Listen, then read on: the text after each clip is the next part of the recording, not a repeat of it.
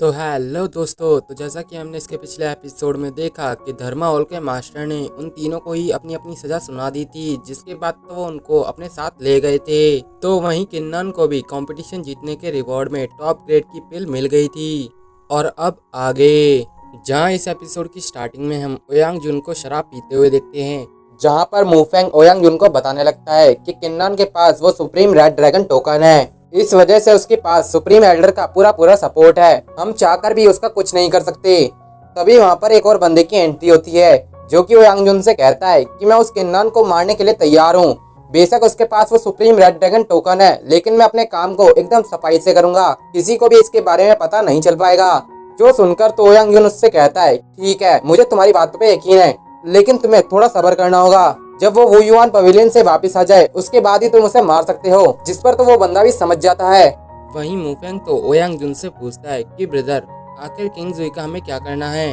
वो तो अब आपके हाथों से भी दूर चली गई है। जो सुनकर तो ओयांग जुन उससे कहता है कि मुफेंग, तुम्हें किसी भी हालत में उस लड़की को मेरे लिए लेकर आना होगा। जिसके बाद सीन शिफ्ट होता है और हम किन्नन को उसके घर के बाहर देखते हैं, जहाँ पर वो अंदर जाने से पहले कुछ सोच रहा था। दरअसल उसे प्रिंसेस मिया के बारे में चिंता थी, कहीं वो इस टॉप ग्रेड की पिल को भी कंज्यूम ना कर ले। इससे तो किन्नन का काफी ज्यादा नुकसान हो जाएगा, क्योंकि किन्नन के हाथ में तब तो कुछ भी नहीं लगेगा। लेकिन फिर भी वो चिंता छोड़ते हुए अंदर चला ही जाता है, जहाँ पर वो अंदर जाते हुए प्रिंसेस मिया को आवाज लगाने लगता है और कहता है कि मैं तुम्हारे साथ नेगोशिएट करने आया हुआ हूँ। लेकिन प्रिंसेस मिया तो उसकी एक भी बात नहीं सुनती, उल्टा वो उस पिल की पूरी एनर्जी को एब्जॉर्ब करने लगती है। जो देखकर तो किन्नन काफी ज्यादा परेशान हो जाता है, लेकिन इसमें काफी ज्यादा देर हो जाती है। जब वो अपने बॉक्स को खोल के देखता है तो उसके अंदर कुछ भी नहीं था, जिस वजह से किन्नन को उस पर काफी ज्यादा गुस्सा आने लगता है और वो उसको पकड़ते हुए कहता है कि तुम तो एक नंबर की जानवर निकली, तुमने मेरी एक भी बात नहीं सुनी और बिना बात ही मेरी चीजों को मुझसे छीन लिया। लेकिन अब इसका कोई भी फायदा नहीं होता। प्रिंसेस मिया तो वहाँ पर एक हर्ब से इवॉल्व होने लगती है,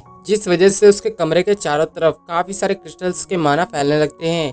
तभी वहाँ पर वो ट्रांसफॉर्मेशन कंप्लीट हो जाती है, जिसकी वजह से हमें प्रिंसेस मिया का पहला लुक देखने के लिए मिलता है, जो कि देखने में काफी ज्यादा सुंदर दिखाई दे रहा था। अपनी ओरिजिनल बॉडी को पाने के बाद तो प्रिंसेस मिया काफी ज्यादा खुश दिखाई दे रही थी, साथ ही साथ वो इधर उधर हवा में उड़ भी रही थी। जिसके बाद तो प्रिंसेस मिया किन्नन के पास आते हुए उसको चेक करने लगती है और फिर उससे कहती है कि मेरा नया सर्वेंट तो इतना भी बुरा नहीं है। जो सुनकर तो किन्नन कहता है कि आखिर तुम हो कौन, क्योंकि अभी तक किन्नन ने उनका असली रूप नहीं देखा था। जिस पर प्रिंसेस मिया कहती है कि मेरा नाम मिया है और मैं एक प्रिंसेस हूँ, साथ ही साथ मैं तुम्हारी मास्टर भी हूँ। जो सुनकर तो किन्नन कहता है, अच्छा प्रिंसेस मिया, लेकिन मुझे तुमसे कोई भी मतलब नहीं है। तुमने जो मेरी पिल को स्वैलो कर लिया है, मुझे वो वापस चाहिए।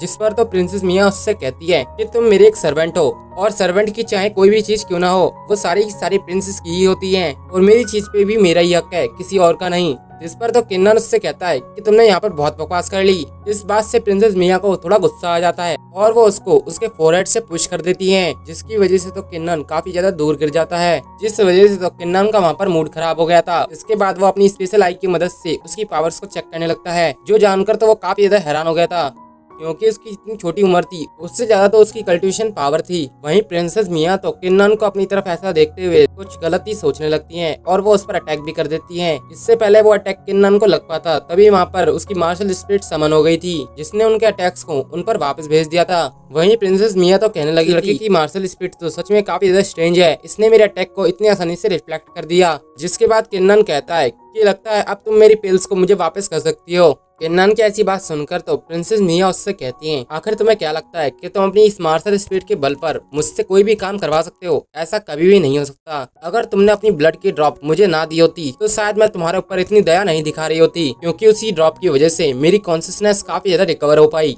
तुम्हारे उस ब्लड की ड्रॉप की वजह से तुम्हारा और मेरा एक ब्लड कॉन्ट्रैक्ट हो चुका है, जिसकी वजह से अगर तुम ज्यादा घायल हो जाओगे तो इसका सीधा सीधा डैमेज मुझे भी मिलेगा। वहीं किन्नन तो एकदम हैरान हो गया था। वो कहने लगा था कि उस ब्लड कॉन्ट्रैक्ट की वजह से इस लड़की को मुझे अपनी पूरी लाइफ झेलना पड़ेगा।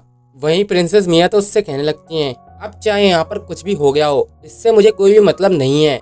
वैसे भी अब तुम मेरे सर्वेंट हो, इसलिए मैं तुमसे पैसे तो नहीं मांगूंगी, पर तुम्हें मेरी 3 कंडीशंस को मानना होगा। जिसके बाद में इसके रिवॉर्ड के तौर पर तुम्हें 20 एंशिएंट स्पिरिचुअल लिक्विड की ड्रॉप्स दूंगी। 20 ड्रॉप्स का सुनकर तो किन्नन काफी खुश हो जाता है और वो उससे उसकी कंडीशंस पूछने लगता है। तो इस पर प्रिंसेस मिया उसे बताती है कि मेरी पहली कंडीशन ये है कि तुम्हें जब तक मेरी कल्टीवेशन को बढ़ाना होगा, जब तक मेरी कल्टीवेशन पूरी तरीके से रिकवर नहीं हो जाती, और इसके लिए तुम्हें मुझे काफी सारी पिल्स को ला कर देना होगा। जिसके बाद ही मैं उस ब्लड कॉन्ट्रैक्ट को अपने आप से अलग कर पाऊंगी। लेकिन तुम इतना मत सोचना कि वो पिल्स तुम्हारी वेस्ट चली जाएंगी। मैं उसके बदले तुम्हें कोई ना कोई वैल्यूएबल चीज देती रहूंगी, जिससे तुम्हारी कल्टिवेशन भी स्ट्रांग होती जाएगी।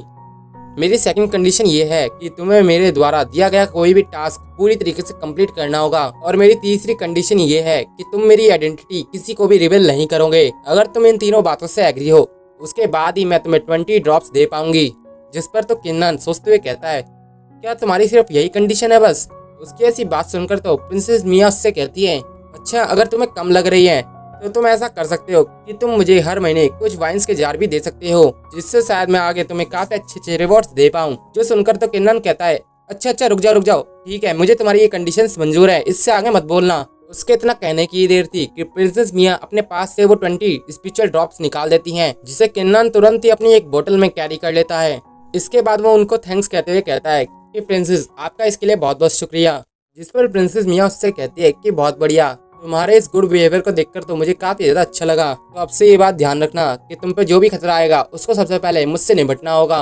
वहीं किन्नन तो अपने मन में सोच रहा था कि अभी इसकी पूरी पावर रिकवर नहीं हुई है, तो इसका मतलब यही हो सकता है कि अभी काफी ज्यादा कमजोर हो। इसको मैं एक लेबर बना के अच्छी तरीके से यूज कर सकता हूँ। वहीं प्रिंसेस मिया तो कहने लगती है कि प्रिंसेस को अभी भूख लग रही है, जल्दी से मेरे लिए कुछ लेकर आओ। मुझे कम से कम 10,000 से 20,000 वुवांग पिल्स की जरूरत है। जो सुनकर तो किन्नन एकदम हैरान हो गया था। वो कहता है कि मेरे पास इतनी सारी पिल्स नहीं है।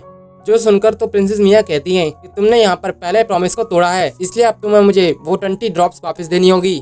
जिस पर तो किन्नन कहता है कि मेरे पेट में अभी दर्द हो रहा है, क्या मैं तुमसे थोड़ी देर बाद बात कर सकता हूँ? जो सुनकर प्रिंसेस मिया कहती है कि अब तुमने अपना दूसरा प्रॉमिस भी तोड़ दिया, जिस वजह से प्रिंसेस मिया को काफी गुस्सा आता है और वो उसको एक पीटने लगती है। इसकी थोड़ी देर बाद हम उन दोनों को भी बाहर जाते हुए देखते हैं। किन्नन का तो सिर सूजा हुआ था। इसके बाद किन्नन प्रिंसेस मिया से कहता है कि मुझे अभी एल्डर से कुछ बात करने जाना है, इसलिए अब तुम्हें यहीं रहना होगा।